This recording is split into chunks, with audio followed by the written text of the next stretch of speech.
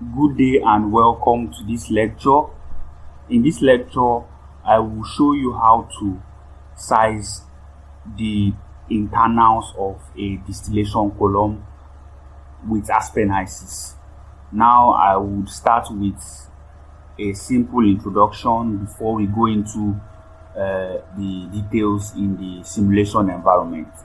So now, distillation column hydraulics involves the study of fluid flow within a distillation column. Now it considers parameters such as vapor and liquid flow rate, pressure drop, as well as parameters that are associated with the design of trays within a column, right? So either trays or packings, depending on which is being used in that particular column. So now for distillation column, we have different components that make up the distillation column internals, right? And one of them is the distillation column trays, right? Distillation column trays. Now these trays are horizontal platforms that consist of openings within the column that are designed to aid the separation of the components in a mixture, right? So trays, we have different kind of trays, distillation column trays, which include, you have the sieve trays and then the bubble cap trays, which are like the most popular. Then you have the valve trays, you have the dual flow trays, then the perforated trays, and many more actually. For the sieve trays usually have like holes in them, right? While the bubble cap trays usually consist of bubble caps on the tray deck, right? So basically, these are some of the examples of the trays we have. Then trays themselves actually consist of certain key components, which include, we have the tray deck, we have the downcomer, and then the wear, right? So for tray decks are just the horizontal platforms, right, on which the trays are mounted. So they provide structural support required and they form the base of the tray assembly. So basically, the horizontal platform of a particular tray is known as the tray deck. Then we have the downcomer. The downcomer is a vertical channel situated at the edge of the tray deck, and what it does is that it facilitates the movement of liquid from the tray above to the tray directly below, right? So it just helps liquid to go through from the above tray to the tray directly below it. That is the essence of the downcomer. Mostly, I think, excessive liquid, so it goes through the downcomer. Then you have the wear, right? So the wear is just a barrier that is located at the edge of the tray deck, right? So it is located at the edge of the tray deck, and its function is to direct excess liquid, right? So it directs excess liquid to go down through the downcomer to the tray directly below it, right? To the tray directly below it.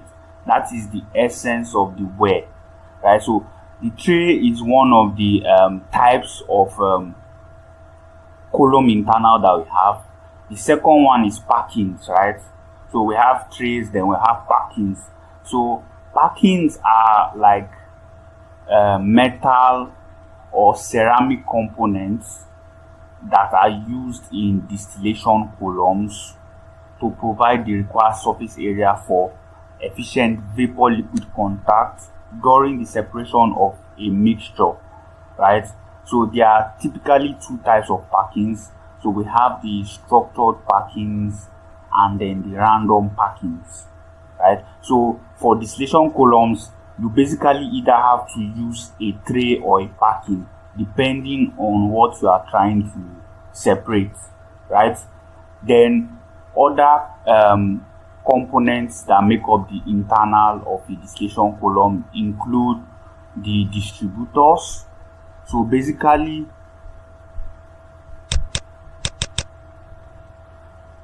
the distributors are used in distillation columns to ensure even and controlled distribution of liquid over the trays or packings, right? So distributors are classified as either liquid distributors or reflux distributors. Then we also have vaporizers too. So vaporizers, basically they help in the movement of vapor upwards, right? That is towards the upper sections of the column, right? And this promotes proper vapor liquid contact within the distillation column, right? So most of these components that are found in the internals of a column are supposed to be designed properly, right, for the column to actually function properly and separate the mixture it is designed to separate without failing, right? That's the essence of designing the column internals, right? So basically, for selection of either trays or packings, there are certain things you can consider when trying to choose between trays and packings. So for trays, trays are majorly used in distillation columns with a diameter of more than 1 meter. So if your tray diameter, if your column diameter is greater than 1 meter, then you might consider using the trays for your column. Then also it is also used in petrochemical processes, as well as processes with high liquid flow rates, right? So these are some of the things you consider when you are selecting between trays and packings. So for packings, you consider the kind of mixture you are dealing with. If it's a corrosive mixture, then you might want to use a packing, or you might want to use packings for your distillation column. Then if you are dealing with foaming systems, also if you are dealing with smaller diameter columns, that is columns with diameter of less than 1 meter. Then also if you are dealing with chemical and pharmaceutical processes, you might consider using the packings. Then also if you are dealing with liquid, small liquid flow rates, right? Small liquid flow rates, heat sensitive materials, you might consider, or you might want to consider using packings for your distillation column. Then lastly, packings are very suitable for vacuum distillation processes, right?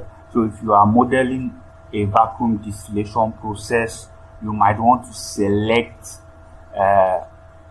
packings as your one of your column internals. Then basically, trays are generally less expensive when compared to packings, and they are also easier to maintain, right? They are also easier to maintain than packings. While packings provide a better surface area, generally they provide better surface area for vapor liquid contact, right? So these are some of the things you have to consider when you are choosing between the trays and packings, right, while trying to design your distillation column internals, right? So with this little introduction, let's just go over to the simulation environment, and we'll be coming back to this document over the course of this video. So we'll be using the two distillation columns we modeled in the past. So we modeled this, that was the separation of benzene and toluene, yes. Then also we have our simulation series. This was our simulation, our Hysys simulation series. We also modeled a distillation column here, so we can be using two of them for this particular illustration. So now in your column, in your simulation environment, after you have modeled your column and it has solved, right, that is when you will be able to start your column internal specification and sizing, right? So first you want to model the column until it solves without errors, then you can now start sizing the internals, right? So for internals, you can make use of this icon by the side, right? There is an icon by the side of your distillation column. If you are using higher versions of Hysys, then you should find this by the side of your distillation columns, of which if you click on it, it takes you directly to the column internal section of that particular distillation column. So if you click on it, yes, so if you click on it, it brings you to this particular environment, right? So this is one way, this is actually one way to access your column internal window, or you can go through the distillation column itself, right? So when you open your distillation column, you should be in this environment, which is the design environment, right? Design environment, and at the top you will find internals, right? So you find internals. So once you click on it, it also takes you to that particular environment, right? So it brings you to that environment. Also, let me see, let me bring this down and check. Okay,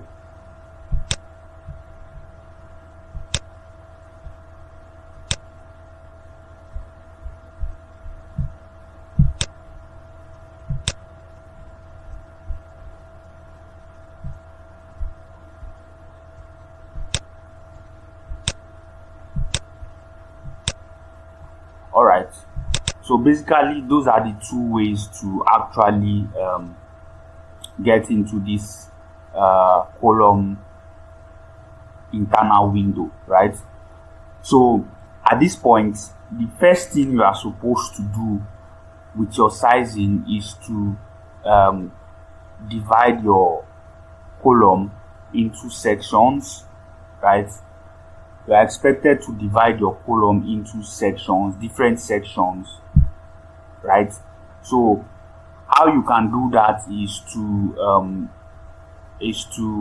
click on add new, right? So when you click on add new,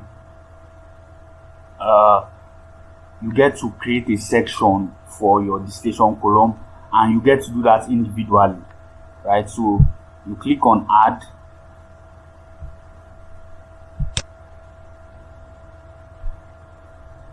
so you click on add, it creates one section. You click on add again, it creates another section, and if you continue going like that, you will be creating individual sections for your distillation column, right? So this is one way to actually section your distillation column, right? So basically distillation columns usually have the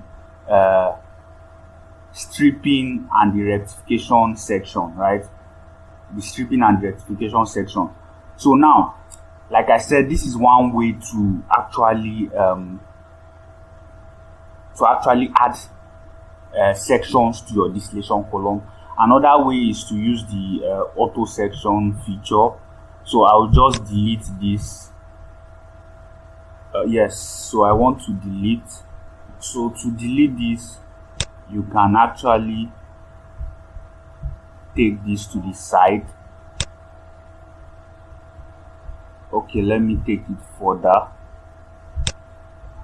There should be an option to delete by the side.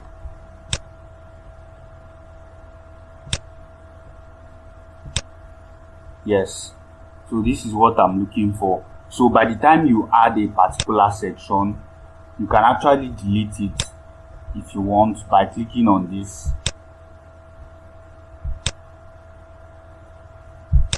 So deleting it actually, clicking on X actually deletes a particular section that has been created, right? So for this particular distillation column, in the last tutorial where we treated it, it actually had seven trays, right? So we used 7 stages to achieve the desired separation quality, right? We used 7 trays if you were in the last tutorial. So it has 7 trays. So that is the reason why we are having this message at the top. So this message says the column has gaps, right? Gaps 1 to 7, and that just signifies that this column has not been sectioned yet, right? And that's why it says the column has gaps 1 to 7. So automatically, when you create your sections and you specify the trays within that section, this message should actually get cleared, right? So to solve that particular issue, we can use the auto section. Like I said, you can either add them individually or you can use the auto section, right? So in this case, I just want to use the auto section for this illustration. So I just click on it. So auto section automatically sections the distillation column for me, right? So it gave me two sections, the upper and the lower section of the distillation column, and it also specified the trays that are associated with each of the sections. So for section 1, of which you can I think you can rename it, yes. So but I will not be doing that, but you can rename your sections. So but I'll leave it with the default name, right? So for section 1, you have your start stage as stage 1, and then the ending stage is stage 2, right, for the first section. Then the second section is stage 3, so it starts from stage 3 and then it ends at the bottom stage, which is stage 7, right? So it has already specified the start and end stages for both of the sections. It also specified the mode, the internal type, so, and then the packing, right? The kind of packing that is used in this particular column. Then also the number of passes. Then what else? Let's see. So bringing this to this side, you have the specify the tray spacing and then the diameter of the section. That's the section diameter. So you have different sections diameter in this case, right? Yes. So all these values can actually be specified by the user, right? So this is just values that were recommended by Hysys based on the column that was already modeled, right? And because I clicked on auto section, right? But you can actually specify these values individually by yourself, right? So these are the basic column specifications for your column internals, right? So here you have the mode, that's the calculation mode. So basically we have two calculation modes, right, for column, yes, for column internals. So you have either the interactive sizing or the rating, right? So basically either you use the interactive sizing for specification or you can use the rating, right? Then for your internal type, you have the tray and then the packing. So depending on the kind of distillation column you are trying to model, you are expected to specify which of them you want to make use of, right? So either the tray or the packing. Then for tray or packing type, right? So depending on which you chose. So if you chose tray, then you will see the different types of trays also, right? So you see the sieve tray, the bubble, and then the other different tray types that are available in the software, right? If you also select packing, you also get to see the different packing types as well. So if I click on packed, so it changes the options you have here, right? It changes the options. So I now have to select one of the types of the packings. So you have different packings here. You have different kinds of packings here, which you are supposed to select the desired one that you want to make use of, right? So basically this is how this selection of packing works. So there is one particular one I'm looking for. Let me see. Yes, this one. So you have the rustic rings, which is the one of the most popular kind of packing that is used in distillation columns, right? So basically this is how to select for your either your tray or packing type. So but I'm going back to select the tray, and then I leave all the other values as default, right? So I leave all the other values as default, as their default. So at this point we'll go back to the document, and then I would explain some concepts further before we come back to this simulation environment, right? So going back to the document, we have some terms that are associated with column hydraulics, right? And these terms are important when you are doing your column internal sizing, right? So this, you have to consider some of these terms while doing your column internal sizing. So the first one we have here is loading, right? So loading is basically the amount of feed introduced into the distillation column, right? That is loading, right? So loading the right amount of feed is crucial, as this affects the efficiency of the separation, right? So it affects separation efficiency. The amount fed into the column, that is the amount you are supposed to load a column with, can be determined by the composition of the feed, the desired product specs, and the distillation column design, right?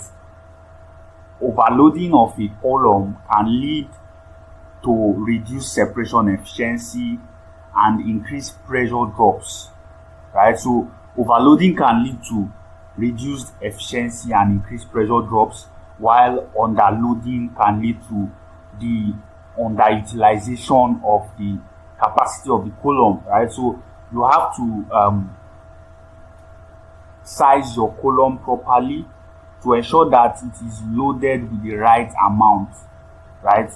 The right amount of feed. So your column is supposed to be loaded with the right amount of feed. So the next one we have is flooding, right? So flooding just refers to when the vapor flow within the column becomes excessive, right? So when vapor flow within a column becomes excessive, it is called flooding, right? And this is usually caused by faults in tray design, then high vapor velocity, excessive liquid load, excessive liquid flow, and other factors too, right? So then we have whipping. Now whipping is the accumulation of liquid on the trays of the column, and it is usually caused by improper column design, excessive liquid flow, and then tray damage. Then we also have dumping, right? Dumping. Now dumping refers to a planned or unplanned release of material out of a distillation column. So when you release material out of a distillation column, whether it is planned or unplanned, it is called dumping, right? And this can occur during emergency shutdowns, right, as a safety measure, or during a process upset, or as a form of controlled disposal, right? So it either occurs maybe during shutdowns, emergency shutdowns. It can also be done as a safety measure during an offset, right? Maybe the offset of a process variable, or as a form of controlled disposal. Then we also have entrainment, right? Entrainment.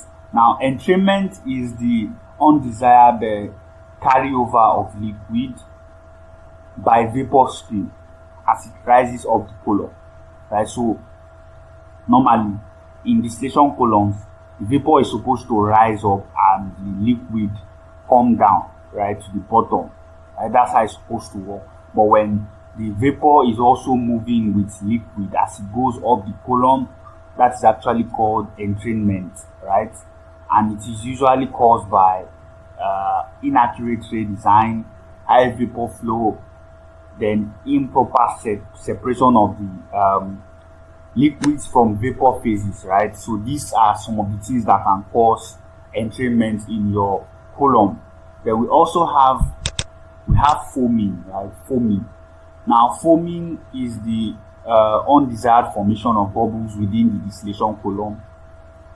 Normally, these bubbles interfere with efficient vapor-liquid contact, right? So, for efficient vapor-liquid contact, you don't want bubbles in your column, right? You don't want bubbles in your column, right? And foaming is usually caused by inadequate control of operating conditions. Then you have improper tray or packing design. Then you have impurities. Then components with high boiling points, right? So components with high boiling points will tend to produce more bubbles, right? So that's quite understandable. Then we also have fouling, right?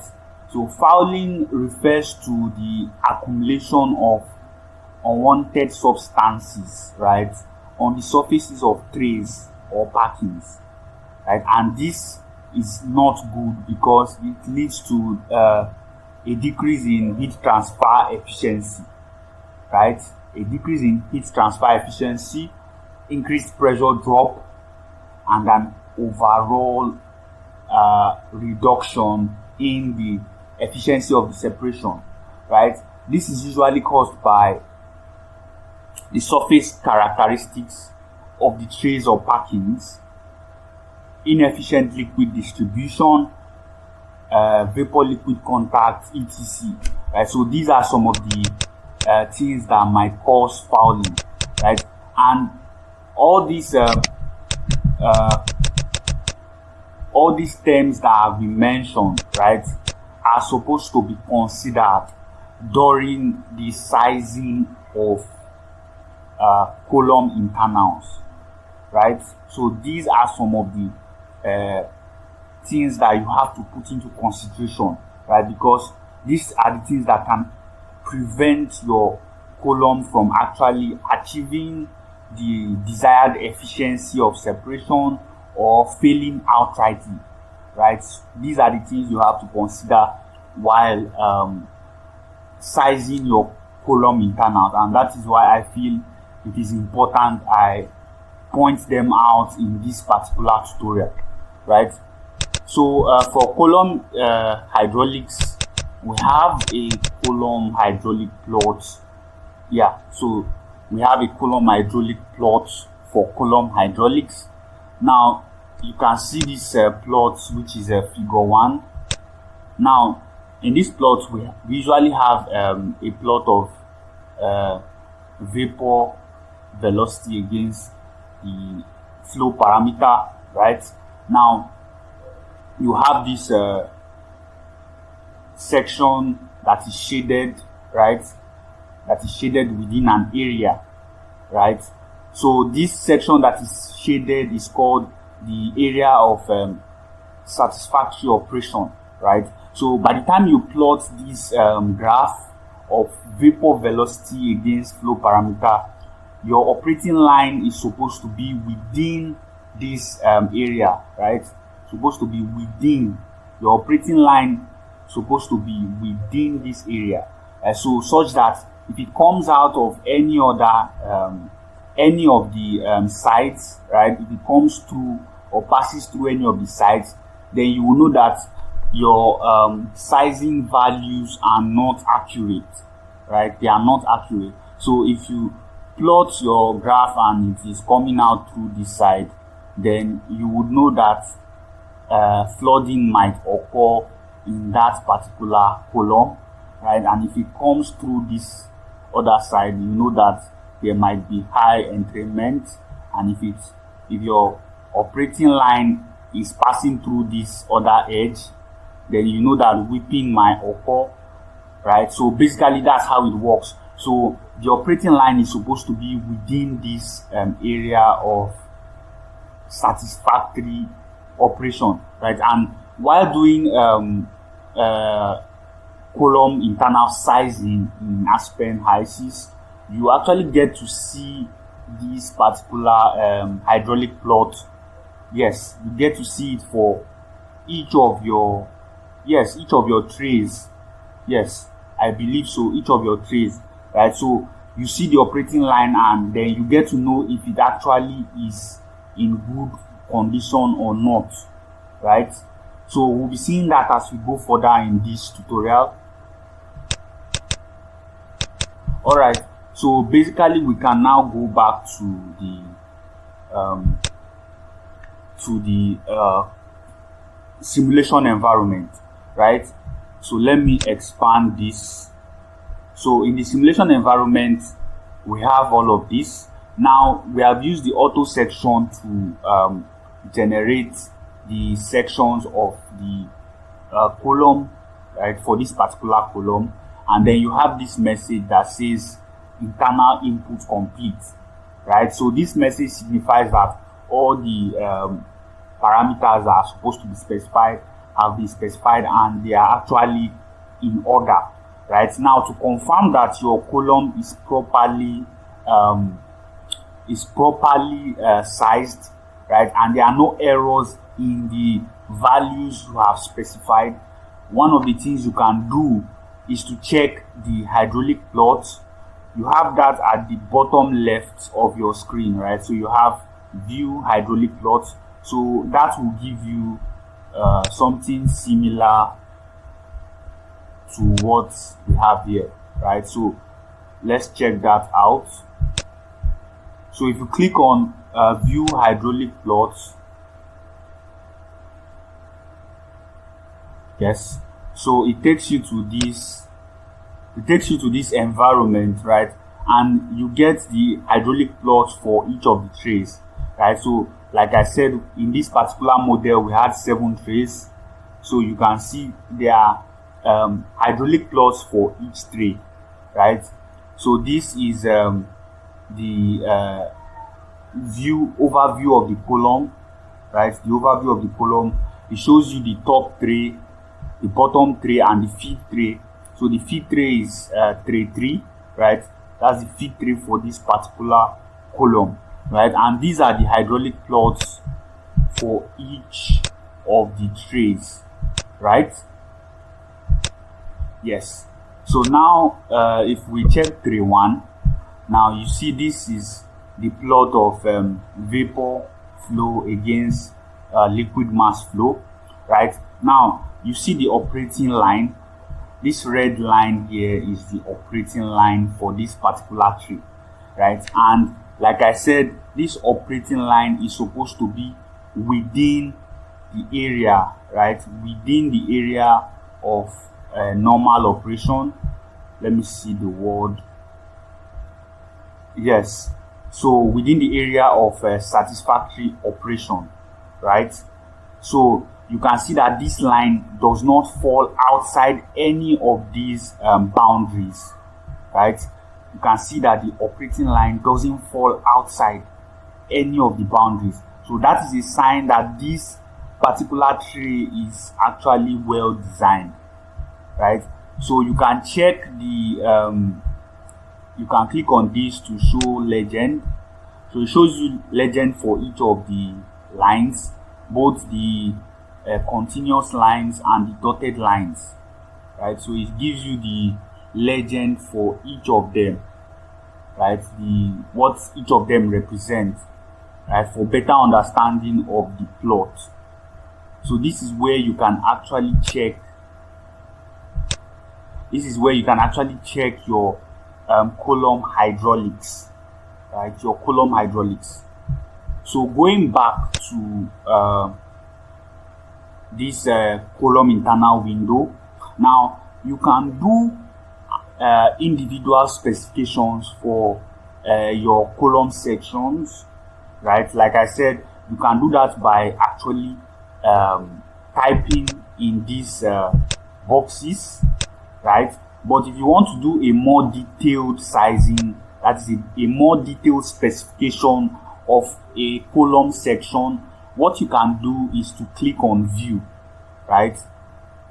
By the top right of your screen, you have view for each of your sections, right? So you click on it and it takes you to a window where you can actually specify your section, your column section in detail, right? So you have more parameters to actually specify here compared to the previous window, right? You have more specifications to make here, and this will take us to the next section of the document I prepared for this lecture. So let's go back to that document. So there are some specifications you can make. Yes, some specifications you can make in that section window that we just opened in the simulation environment. So some of those specifications include the down comma clearance. So you have down comma clearance, you have tray spacing, you have tower diameter, you have wear height,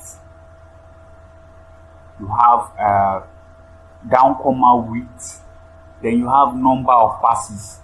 There are also a couple of other things you can specify, but these ones are actually the major parameters you can specify in that particular window, especially if you are using the tray type for your internal, right? So if your internal is tray type, these are some of these very important specifications you have to make for that particular column. So you have down comma clearance, which is the vertical space between the bottom surface of the tray and the top surface of the tray below, right?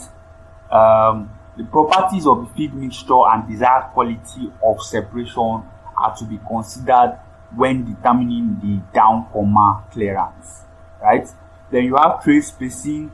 So tray spacing is just the interval between two trays, right? The interval between two trays in your column is called tray spacing. Then you have tower diameter. Tower diameter is just the diameter of the distillation column, right? The diameter, the entire diameter of the distillation column is your tower diameter, and this affects it affects a lot of things, especially the economics of the column, right? Especially the economics, because it affects the pressure drop across the column. It affects construction costs. What that means is, if you have a larger tower diameter, then it will cost more to actually construct that particular distillation column. Then it also affects vapor liquid interaction as well as column efficiency, right? So these are some of the things your tower diameter specification will actually affect, right? Then you have wear height, right? So wear height is just the vertical distance between the tray deck, right? Between the tray deck, that's the surface of the tray, and the top edge of the wear. So the vertical distance between tray deck and the top edge of the wear is known as wear height, right? Then we have down comma width, right? So down comma width is the horizontal distance between the down comma and the wall of the distillation column. So the horizontal distance between the down comma and the wall of the distillation column is down comma width. Then you have a number of passes. So number of passes is just the number of times a mixture vaporizes and condenses within the distillation column, right? Basically, that's what the number of passes is. Number of times a mixture vaporizes and condenses within a distillation column, right? So scrolling down to just check a few images. So if we take a look at this, okay, if we look at this column, let me reduce this a little bit since it is very large. So this is just a sketch of a distillation column. So for tray type, this is something you will be having. You have something like this for your tray type. So this, based on how this looks, this is actually a sieve tray, right? A sieve tray because you have holes on the tray deck, right? So you have holes on the tray deck. So this is a sieve tray. Then this by the side, yes, is the wear, right? So this is the wear, and then this is the down comma, right? So this is the down comma to this other tray. So this is where the excessive liquid will pass through to get to this tray that is below, right? So you have some of the parameters here. You have the outlet wear, then the down comma, as I said. Then you have the tray spacing, which is just the vertical distance between two trays, right? Then you have the down comma clearance, right? Down comma clearance is the distance between the bottom of the tray, which is this, and the surface of the tray below it, right? So that's the down comma clearance. Now you can actually have a front view, right, of this particular image. You can have a front view of it and then a top view, right? So if we are looking at it based on the top view, you are having something like this, right? For your tray, you are having something like this. So you have your down comma top area, down comma bottom area. Then you have your tray diameter. Then you have your top wear length, bottom wear length. And then if we are looking at the also if we are looking at the front view now, so this is the front view of your column, right? So you have your down comma clearance, right? From here to here is your down comma clearance. Then you have your tray spacing. You have your tray spacing. Then from here to here is your wear height, right? Your wear height. Then from here to here is your down comma width, right? Your down comma width. So basically this is how you have your trays arranged inside the distillation column, right? So distillation columns that are designed like this, right, are called single pass, right? They are called single pass.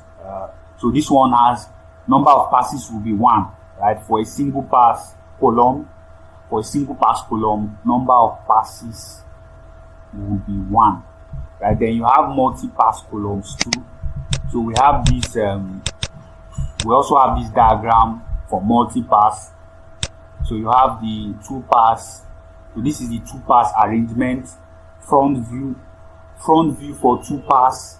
Then you also have front view for 3-pass, and then front view for 4-pass as well, right? So this is front view for 4-pass, a 4-pass column, right? So with all of this knowledge, we can go back and look at our simulation environment with more detail, right? So basically those parameters I was explaining are also here, right? So a lot of them are here, and you can actually specify them here. So you have your side down comma width. You have your side down comma width. You have your side wear length, of which you can specify all of these parameters, right? It just requires you to type in whatever value you want, right? So you can do that for each of these parameters. You have your wear height, right? See your wear height, then your down comma clearance, your this is your section diameter actually, right? Your section diameter. Then this is your tray spacing, right? The tray spacing, the interval between two trays, right? Then also in the case of sieve, right? In the case of sieve, you have holes on your deck, so you can actually specify hole diameter as well. Also,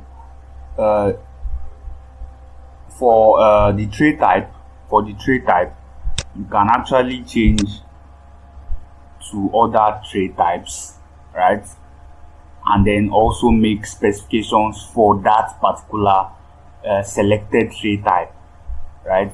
So, but in this case, the default was the sieve, right? The sieve, and then you are expected to specify hole diameter, right? And you can also specify the other.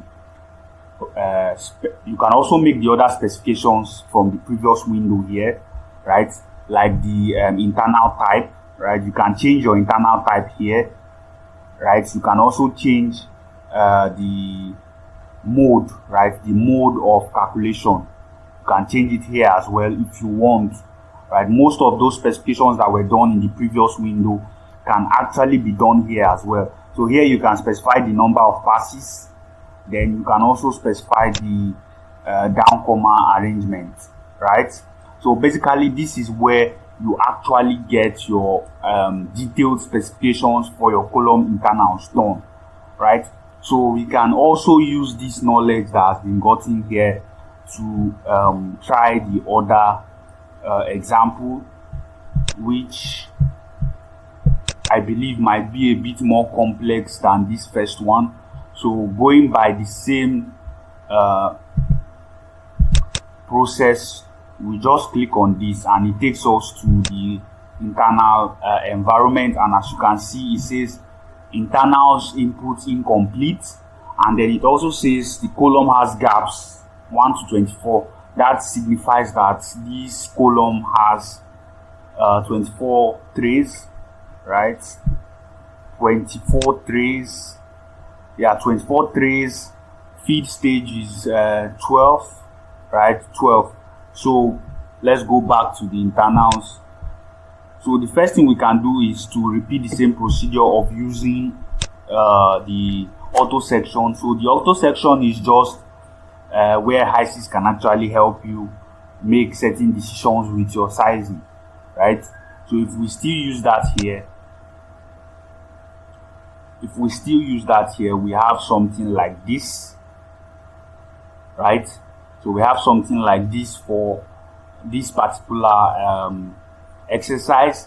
Now it still says internals calculations completed with 1 minute, right? So first off, we can check our hydraulic plots to see if they are actually in order, right? So if you click on view hydraulic plots, you get to see the hydraulic plots for each of the columns, for each of the trays, right? For each of the trays in the column. So you can see that we might have some issues here. Now from here, you can see some parts are shaded in light green, right? Light green.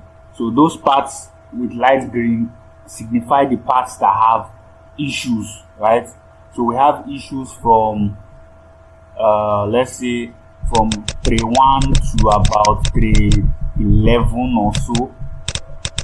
Checking from here, yeah, to about tray 11, right? Then some of the trays below also have issues, right? So this signifies that these guys have not been solved, as well as these ones, right? So only these are in order, right? Only these are in order from 12 to about 20 something. Let me see. Okay, from 12 to about 21, right? The 21st three are in order, right? From 22 to 24 are also with warnings as well, right? So we can check each of them individually from this bottom section, right? So, but starting with tray 1, this is the tray 1 hydraulic plot. Now, if you look at this tray 1 hydraulic plot, you can see that the operating line has moved out of the this boundary. It has moved out of the boundary a little bit, right? If you check this edge, properly, you will see that the line moved out of it a little bit, right? And maybe that is what is causing the issue with this particular tray. So, and to get more information about it, you can actually click on this. Okay, let me see. Okay, you can click on okay, so just click on this. So this would actually give you the information you need about that particular tray, right? So when you click on it, it tells you what the issue is exactly. So basically it says side down comma. Can I shift this? I can't move this. Okay, so I will just leave it. I'll just leave it there. So it says side down comma exit velocity for stage 1 is greater than 0.56 meter per seconds. Then it says we recommend increasing the tray spacing or down comma clearance, right? So it says we recommend increasing the tray spacing or down comma clearance, right? So it has told you or given you a hint on what you can actually do to rectify the issue, right? So basically we can go back to the specifications tab, and let's say I want to increase both the tray spacings for both sections, because we have issues in both sections. So I just increase both of them. So these values are actually assumptions, so don't consider them too much, right? So you have to do your calculations properly to determine the values you would input in or for all these parameters, right? So I'm just making assumptions here. So I'm using this, and then I'm going back to the view hydraulic plots. So as you can see, after making those changes, you see that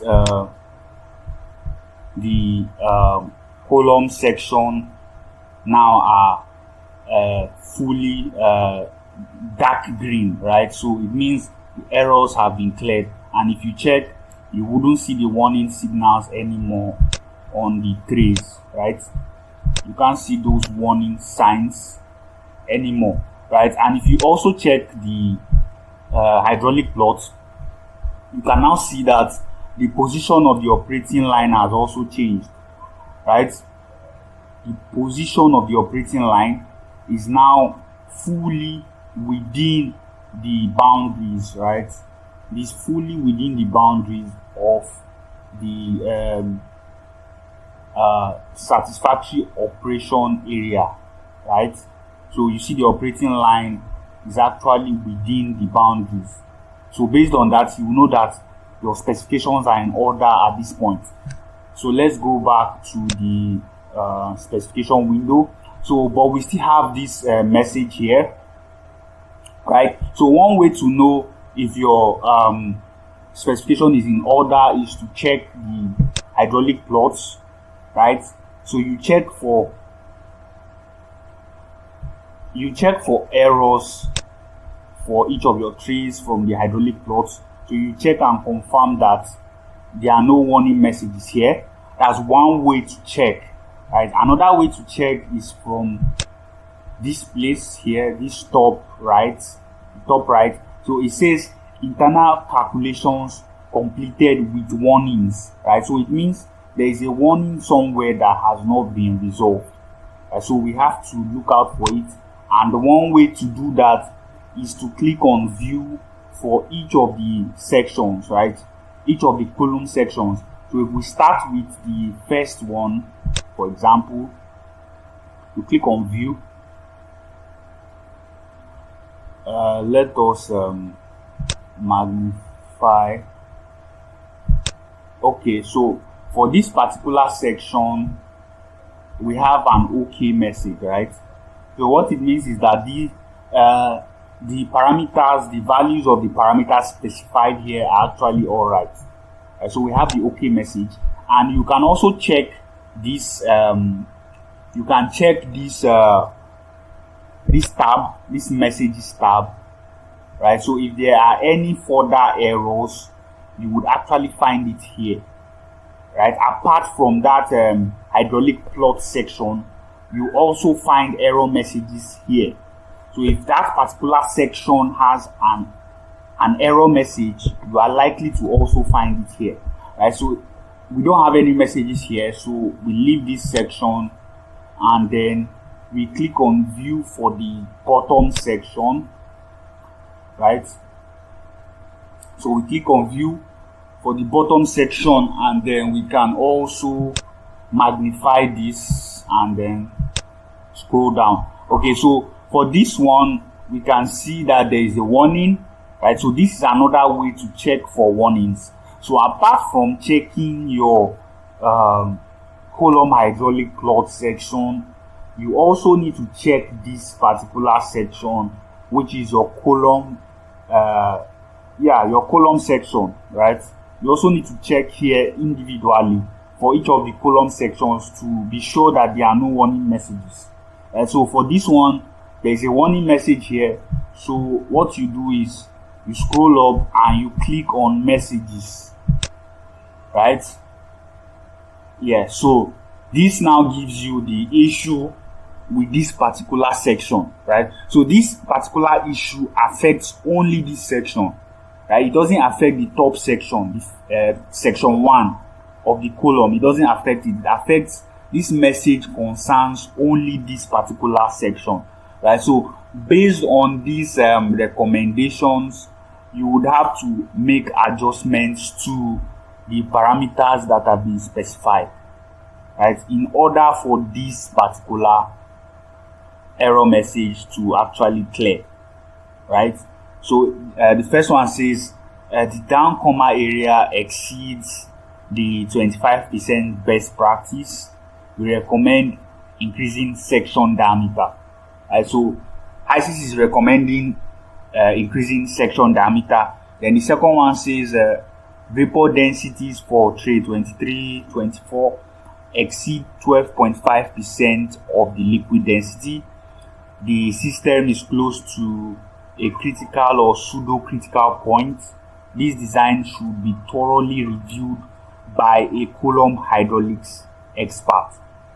So it has given you information about the issues that are arising from this particular section, right? Just this section, right? So based on this info, you can now make subsequent changes to the values of your parameters, right?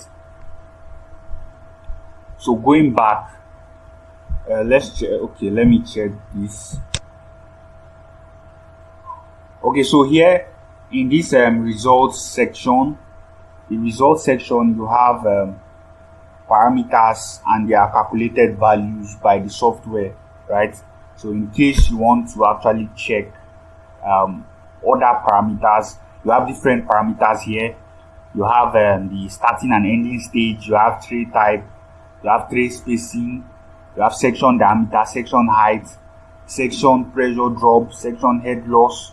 So different parameters and their values, both the ones you specified and the ones calculated, can be found in this results tab. Then the geometry takes us back to the specification window, right? So it takes us back to the specification window.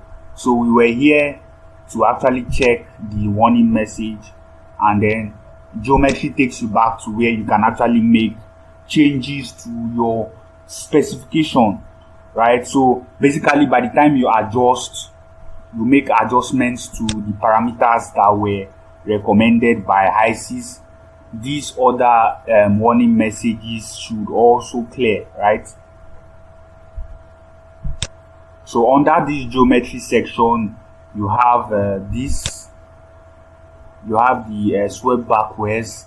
Then you also have the summary, right? The geometry summary, which is also the data of the different column internals, right? So you have their different parameters are also here. So in case you need the data, you can actually get them from this geometry summary, right? What else do we have? Then we have design parameters also, right? So these are also these are another section, right? Another section where you can make more specifications to your column internals, right? So here you have your sizing criterion, you have hydraulic plot limits, you have design factors, and then you have the calculation methods as well, right? So you have different calculation methods here. So for your whipping, you have calculation methods. Then you have for flood as well, right? For flood. Then you also have for loading also. So you can do research about these different calculation methods and specify the one that best suits your process, right? So this is also a place where you can make more specifications to your column internals. So going back to geometry,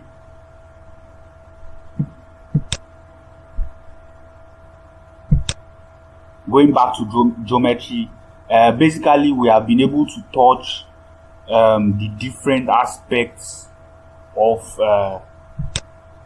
distillation column hydraulics in this particular tutorial, right? So I'll stop here for this particular video so that it doesn't get longer than this, right? So like I said, in order to clear this warning that I showed you, all I need to do is to actually make adjustments to the recommended parameters in that message section. So from this column section, this column internal section, you can also click on view internal summary, right? View internal summary. So it gives you other details about your column as well, right? So you have the column internal summary, and then you have the section summary also, right? So if you want to view the summary of each section, you can also click on this. You can click on view. So it takes you back to the results for each individual section, right? Basically that's what it does. So you can actually get some data from here as well, right? And then you have let's see the transport properties. So you have the transport properties for each of the trays, right? Different parameters for each trays can be gotten from here as well, right? So different parameters can be gotten from here, right? So you have the surface tension, you have more weight, you have density, you have viscosity and the likes. So we can magnify this and then you can see it properly, right? So these are the transport properties for each tray. Then you also have the flow properties as well. So for flow, you have vapor in kg per hour, and then you have liquid in kg per hour as well, right? So these are the different data that you can actually source from this this particular section, right? So with this, we have come to the end of this particular tutorial, right? So for those joining us newly, kindly subscribe, right? Kindly subscribe to this channel for subsequent tutorials on process design and simulation. Then you can also like this video and share with others. Thank you for joining me in this particular tutorial.